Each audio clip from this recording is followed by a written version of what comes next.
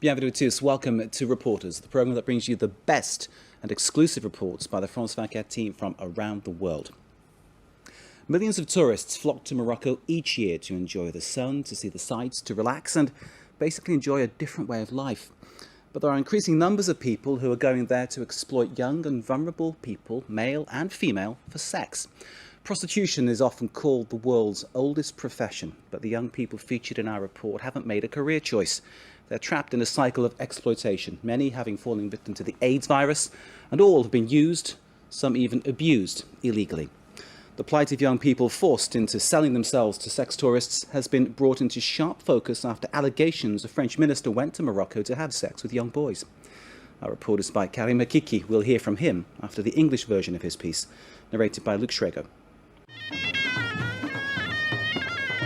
Morocco hosts 8 million tourists every year.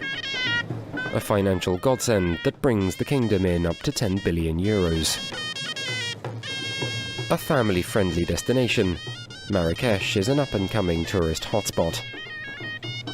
Jet-setters and the more experimental travellers are drawn to the city and all pass through the main Jemaa el-Fna Square. But after nightfall, a different kind of tourist comes out to play. Men, alone, on the hunt for easy prey. To get a closer look, France 24 had to film with a hidden camera. And it wasn't long before our crew was approached. Hello, mate. What are you looking for? You want sex? I got what you need. I can get anything here. I've got kids. Come on, have a chat with them and there you go. It's not expensive. 30 euros. We decided not to go any further. But just a few minutes later, our new acquaintance had come back with a 17-year-old youth in tow, along with a price list. 30 euros for the night. Jemaa el-Fna Square is under permanent surveillance by the tourist police and 16 cameras.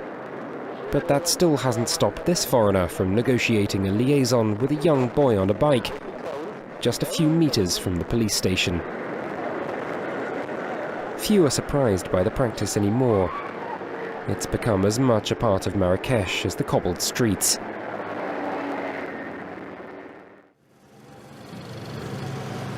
This is Samir. HIV positive, he's worked as a male prostitute on the square for 4 years.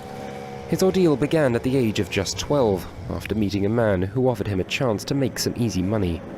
Like thousands of other children, Samir was quickly brought into a paedophile network. When it happens, recruitment goes into overdrive, and soon, kids are approached directly. One day I was playing pool. A French guy came over to see me. He offered me some money, and I followed him. And that's how it began. They asked me to sleep with them. I didn't understand at all at the beginning what was happening. They made me physically and psychologically ill. Because of them, I had no will at all. And now I just feel bad. Samir comes from Mellah, one of Marrakesh's poorer districts. You won't see any tourists there. Samir dropped out of school to work the streets and earn some money. At the time, he was alone supporting his family. It was easy money. There are a lot of tourists looking for kids in Marrakesh. They've got money, and we've got nothing. So what do you think? We have to sell ourselves. Our families are poor. They refuse to let us come home in the evening if we're not bringing back any money. And when that happens, what are you going to do? We have to feed our families any way we can. It's become ordinary. For Mustafa Ereshdi, it's not the end of the road. He's a lawyer for an NGO that fights against pedophilia in Morocco. But his job's not easy. Few families speak out against pedophiles, leaving an overwhelming sense of silence on the issue. A big problem with cases on the rise. After the tsunami, you saw sex tourists who had been rampant throughout Southeast Asia. They poured into Morocco. The country has been like some kind of haven for them, thanks to its proximity, its poverty, and the passive nature of Moroccan authorities.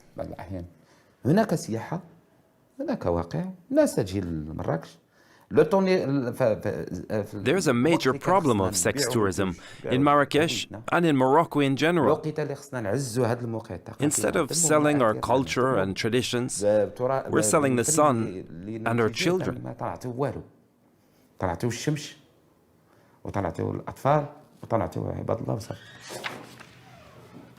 NGOs and their lawyers want harsher sentences applied to pedophiles. Currently, they face just 2 years behind bars if convicted. In Moroccan law, the word pedophile doesn't even exist. The penal code only mentions incest or the rape of a minor. We just don't have any laws against sex tourism. Today, Mustafa and Samir have gone to a weekly meeting with the group's members. With 200 cases on the go, it's a chance for everyone to get on the same page. While there are rapes, attacks and aggression against children, we have to do something to protect them. Everyone here is a volunteer, and all have little in the way of income. But they're determined to fight the law's indifference and Moroccan society's taboos. The group wants the state to protect its children from sexual predators. The authorities should do their job, which is looking at the people coming into our country. This kind of tourism is totally unacceptable. Our country is not a zone where anything goes and tourists can do what they want. The aim of creating this group is to break down the wall of silence.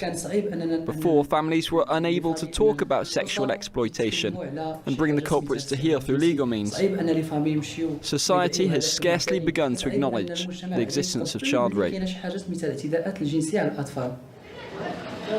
In a legal vacuum, it's hard for victims to have their voices heard. Moreover, social conventions are strong, and Karim regrets breaking the law of silence. I'm fed up of this situation. I don't want this life anymore. I'm living like a plague victim. I can't take it anymore. Already, it's so much more than what I went through before. Okay, I can't talk about this anymore. I can't stand thinking about it. 2 hours away from Marrakesh is Essaouira, necessary viewing for foreign tourists. The peaceful town hasn't yet been taken over by mass prostitution, largely thanks to the efforts of Hassan. He's the president of the Baiti Prevention Group that looks at getting children off the streets. Hey, good morning. You okay? Haven't seen you for some time. Can I come and see you? Yes, of course. You could come at 4, for example. And we can talk about your problem. يلا خالد الله يعاونك بارك الله عليك السلام عليكم الله يبارك فيك السلام عليكم. There are always new kids arriving here in Essaouira. They're attracted by the tourist money. They've also been self-reliant for some time. Hey, hello you. It's our job to get them before it's too late. We try and get in touch with their families so that the kids aren't stuck out in the streets. Baiti's volunteers are alone in the work they're doing in Essaouira. They're fighting against a rising tide, and there's no end in sight. Back in Marrakesh, Moroccan authorities have already been totally overwhelmed. Our crew went to speak to the man in charge of the town's social services. كيخص تعديل ديال القوانين الزجرية. اللي الهاجس ديالنا الكبير. We have to improve repressive laws. الجهاز ديال الرصد. Our biggest concern is getting to a real state of prevention. جميع المناطق اللي فيها We're looking at all zones of risk in our areas. المناطق اللي يتم That's at the heart of our work. التدرس ديالها التداول And ديالها alerting the services concerned. ويتم إخبار السلطات الأمنية المعنية. Qu'il is a well-known hotspot for prostitution in Marrakesh. By day, the well-heeled district is a meeting point for trendy young Moroccans, and its shops draw in many foreign tourists. You can buy anything in Qu'il, even human beings. As dusk falls, prostitutes begin to appear along the pavement. Often, like these two girls, they're extremely young. Hotels in the area offer a chance for a more discreet encounter. This man at the front desk is booking a room for the night with some female company. For people who prefer the other sex, you just have to take an outside seat at one of the cafes. Solicitation can be circumspect. Hey, how you doing? I work with tourists. You're a tour guide? Well, no, not exactly. I know tourists, but I'm not a guide. What do you mean? What? I sell sex. How much is it? I have a French friend who comes to Marrakesh for 1 week a year. He gives me 50 euros a day to live with him while he's here. We go to find Samir again. He's not looking well. HIV is doing its work. Samir has eaten nothing for 2 days and still refuses to look after himself. No one is helping me find any work. The only thing you can do here is steal, sell drugs, or sell yourself to the tourists. I don't want to do it, but I need money to live. Who's going to give me a job? I'm looking, but I have no illusions. Everyone knows my story here in Marrakesh. Samir has nowhere to go but back to Jamal Fna Square, where his ordeal first began. For those trapped in the sex industry, there's little in the way of respite. Well, our reporter Karim Hakiki is here with us. Karim, shocking stuff in your report, made all the more disturbing by these allegations that a French politician had been involved in this kind of behaviour.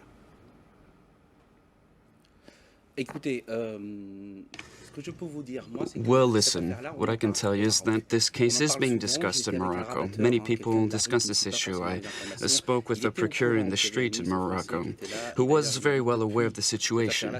He said that since this happened, it was much more difficult for them to do their job. And I asked them, how so? Well, the police is more aware and paying closer attention to our activities.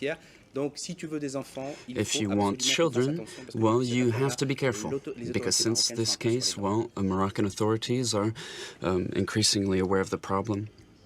So why do these young people, boys, girls, fall into prostitution? Well, there are several reasons for this.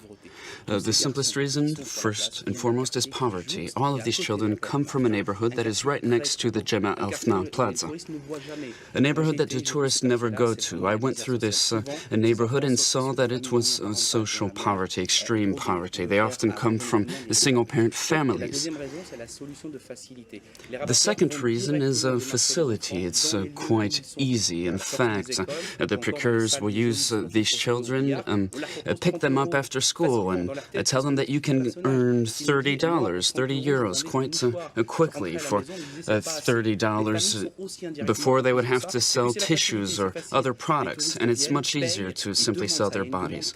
And the demand is quite strong and increasingly strong in Morocco. You say the families are aware sometimes of what's going on. It's a horrible situation. extremely complicated in any case. At least for these children, their families are poor. These families have many children, and the children must work. The situation is as following. They are tourists, they have money, and what do the tourists want? Well, traditionally they will buy souvenirs, but in Marrakesh it's quite more complicated. Since the tsunami in South Asia, many of the sex offenders moved from southern Asia to Morocco, because it's just as cheap and less complicated to go to Morocco now. The families want the money, but they do not want to hear about what their children are doing. When the children are caught, however, and their parents understand that they were part of a prostitution network, they are often kicked out of their families. How about the authorities? Are they doing all they can to stop this? They are overwhelmed. They are overwhelmed and are living out a contradiction. They do not want to scare tourists away. The good old tourist that comes to Marrakesh, Morocco is not Thailand. It's a lot of jet-set tourism. There are families that go there for tourism as well, but there are also sex offenders, of course. And they do not understand that by tackling this issue, they could free these children. They would rather not talk about the issue, to not scare tourism away. Tourism accounts for 10 billion euros a year for Morocco. And also, this is a Muslim country, and it is quite taboo and difficult to speak about these issues. In Arabic, the word pedophilia simply does not exist. We must change the mindset.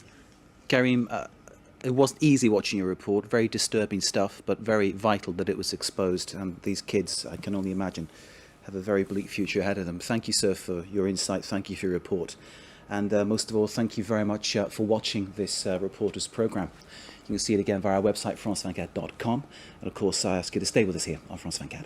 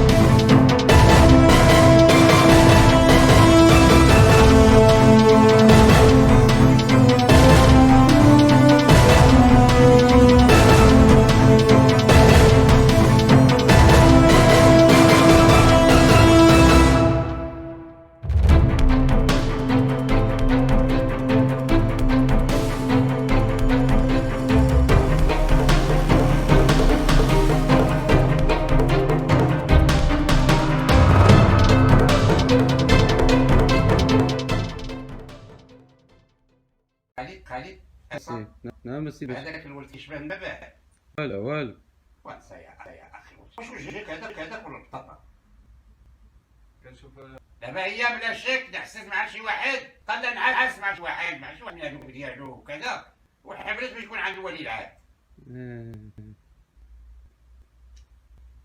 هذاك لي باري سامبا ديالي هاد الهضره ديال الحساس السي البشير ما نعرفوش بصح ولا قلت هاد الهضره ديال الحساس ما نعرف الخرا هذاك دابا انا كان هنا ياك هذا الحمار كتهضر مع البشير سكيرج الحمار ما نهضر دابا مع خالد مع من؟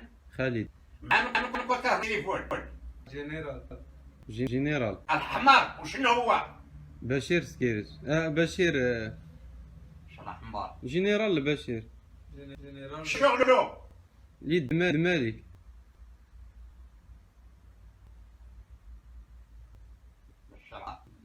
اللي واحد اللي هو كيهات واش كيعمل ولا ما كيعرفوش كيعرفو ودابا اذا الهضره ديالي خاويه ياك لا حاشا سي باش اذا قلتي هادشي وقبطوك انا ما قلت لك والو دبر راسك سمعتي ولا لا؟ سمعتك السي باش ما يكون